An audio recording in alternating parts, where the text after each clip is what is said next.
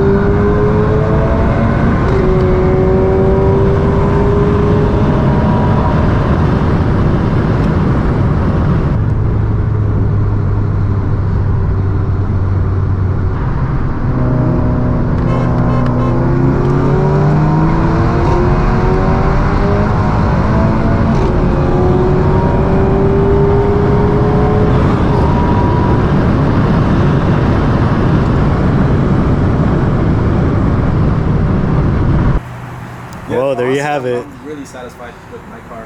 Yeah. Honestly, dude, it's quick. Nothing breaks or like nothing. I think as long as you, I guess, don't be on it too much. Whenever I drive, I just drive normal. I don't do digs now.